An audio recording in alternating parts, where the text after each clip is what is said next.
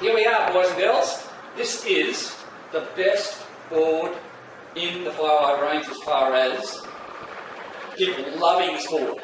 The Dominator has just been a phenomenon for Firewire. This particular board has actually brought fun back into surfers all over the planet that have chosen to ride Firewires.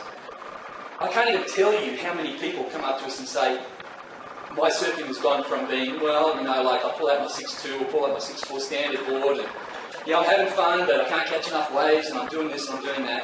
And then they go and grab a 5.8 or 5.10 Dominator and they're just going, hang on, I'm catching waves. I can do a turn, I can hold a turn through, hold the rail through a turn, I can hit the lip, I can go square off the bottom, I can do a full roundhouse cutty. I'm not surfing a fish, I'm surfing a high performance hybrid.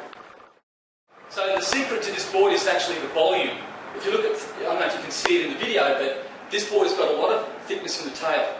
And the important thing about this board is you surf it off the tail. And it maintains speed through every turn you do.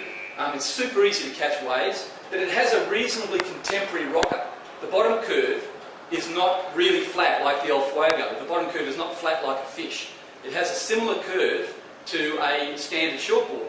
So the board still surfs really tightly in the pocket. This thing is insane. You know, we never get bad feedback from Dominators. The only time it ever really happens is when the surfer actually gets the wrong board. Now for an average to competent surfer or to a high performance surfer, let's say competent to high performance, it's really important to go smaller, which is kind of hard to deal with. I normally ride a 6.2. I would never have dreamt of riding a 5.10, but the 5.10 for me at 70 kilos or 150 pounds was too thick in the tail, so I couldn't surf it. I jumped on the 5.8, things just magic. So there's a lot of guys who sometimes get the wrong Dominator and jump down a couple of inches and then just firing on all fours. For average surfers, intermediate to average surfers, it doesn't hurt to have that bit of extra volume if you're not really driving hard off the bottom. But any surfer who's driving hard off the bottom, it's super important to have the correct volume. Check this little puppy. Here we have a Dominator, like I said, one of the best boards known to man, and that's not an exaggeration.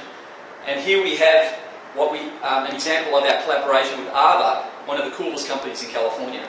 And this is not a spray, this is timber inlay, and done by computer cut, just like you'd see on your snowboard or your skateboard. And in fact, you can get a snowboard that looks exactly the same as this, so you can be the man of all elements. Okay, the other important thing about the Dominator is it can be surfed as a thruster or a quad. I personally prefer the Dominator as a quad, as a thruster. I love the really directional feel you get out of a thruster, and it seems to work best for me because the Dominator has a little bit more curve than what the El Fuego has running through the tail.